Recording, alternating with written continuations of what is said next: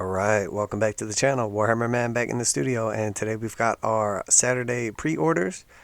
So let's take a look at what Games Workshop has to offer.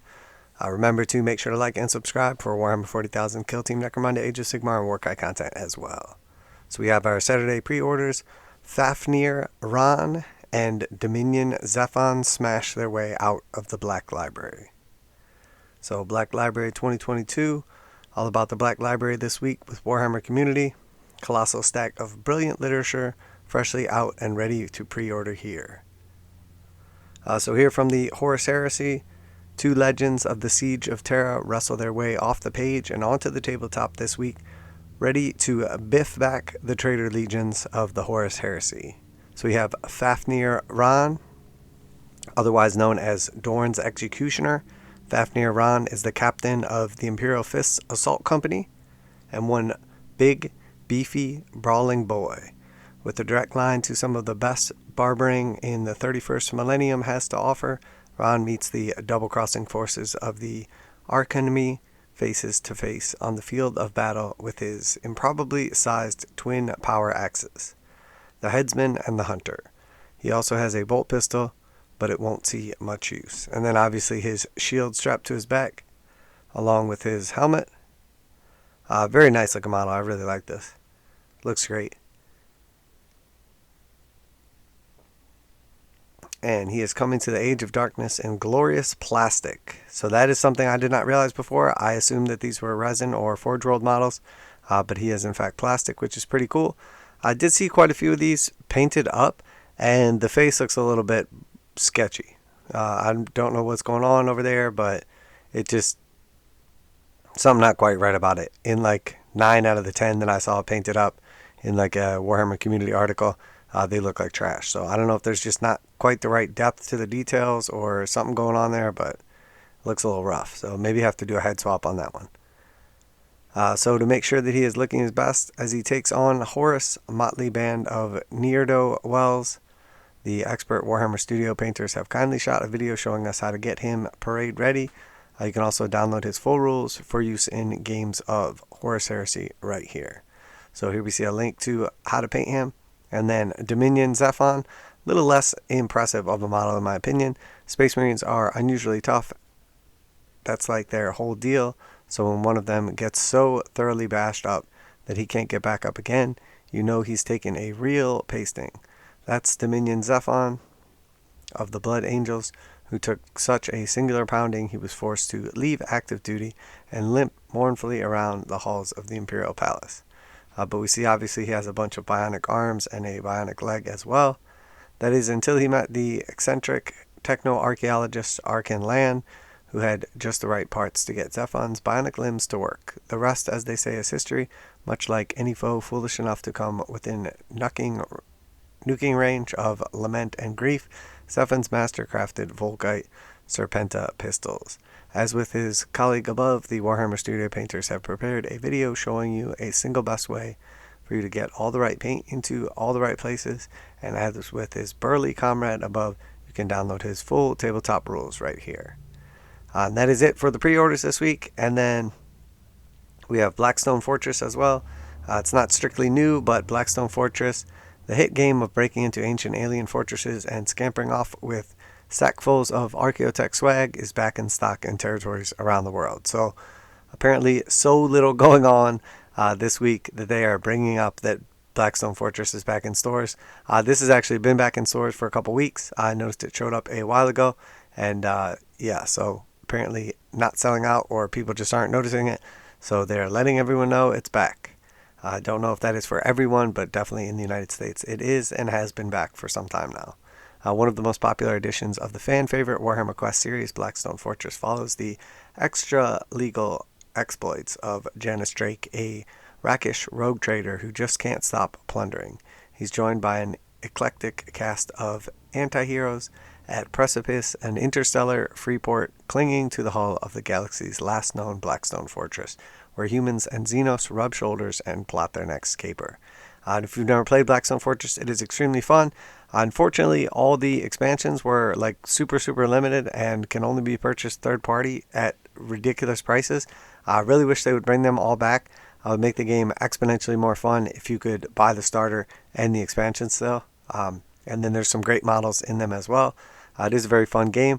Plays exactly like very, very similar to the Warhammer Quest Fantasy Editions, but takes place in the 40K universe.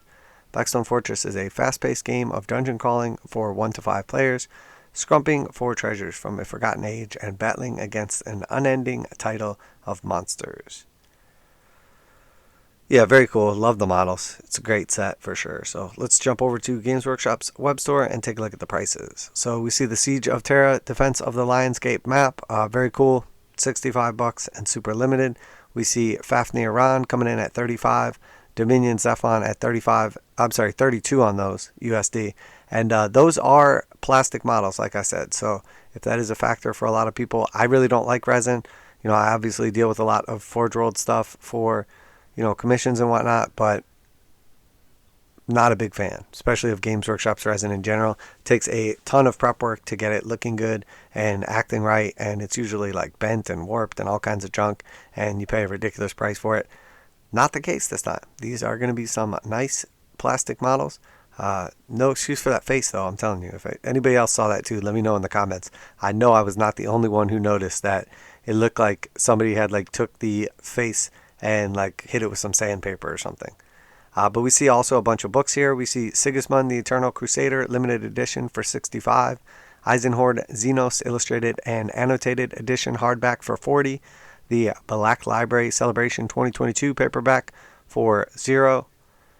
I'm not sure what the deal is with that. It probably comes free with purchase. A free short story anthology features 5 tales from the worlds of Warhammer, stories by Mike Brox, blah, blah, blah. This free anthology contains 5 stories, Warhammer Age of Sigmar, showcasing some of the best and brightest.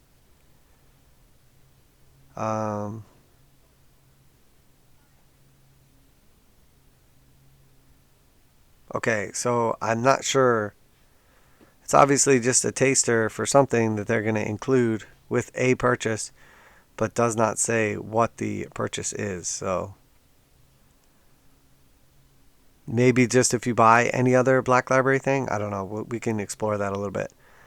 Saturn, the Horus Heresy, or Saturnine, the Horus Heresy, Siege of Terra, Book 4, paperback, $9.99.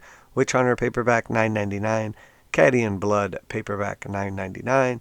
We see the Eisenhorn bookmark for $18.50. Astaroth, Angel of Mercy, hardback for $19. Kragnos, Avatar of Destruction, hardback for $27. And finally, the Successor, a Space Marine anthology, hardback for $27. So let's see if we just randomly put a couple things in our cart, if it shows up. Okay, so it did show up in there. Let me see what is going on here.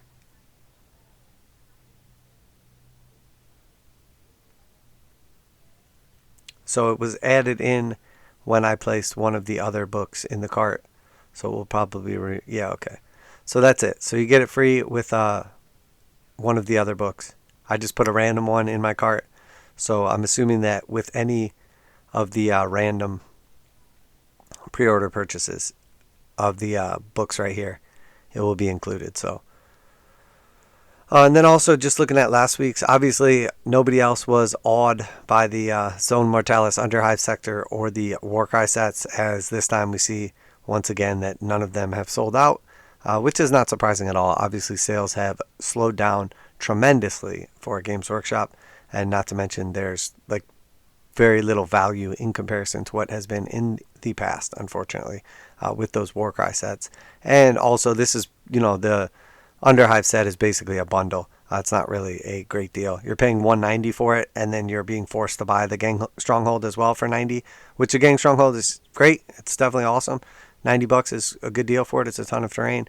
But, why did they have to bundle it in with the terrain from the previous necromunda? I honestly don't know. Just a way to increase sales, obviously, for something that you can't otherwise just purchase on its own. But that is it for today. So obviously some cool stuff if you're into books. The models are decent overall. Overall, look good. I definitely think Fafnir is probably the highlight this week, but you know, going to be available, I believe, for a limited time. So if you do want one, go ahead and drop them in your pre-orders. But that is it for today. Let me know what you think. Are you in awe? Are you glad that you have an opportunity to pick up last week's pre-orders? Do you feel like Games Workshop is kind of just trickling some stuff out and just waiting for the price hikes? Because that's kind of how it feels for me, and especially with all these Eldar articles. Seems like we get like a new Aeldari preview every single day. Not a ton of news or letting us know when the codex is coming. It basically just feels like they are holding off for the price hikes, and then they're going to, I'm sure, dump a bunch of new pre-releases on us. So that's it for today. Make sure you like and subscribe for Warhammer 40,000, Kill Team Necromunda, Age of Sigmar, and of course warcry content as well. Everything from reactions, reviews, pricing, unboxings, and of course we're a convention-based studio, so I show off commissions as they come out of the studio, and we also show off all our techniques in customization, conversion, painting, and all kinds of magnetization and lighting videos as well. So make sure you check out those tutorials, as we do always share all of our tips and tricks. That's it for today, Warhammer Man Studios. I'm Warhammer Man, and I'm out of here.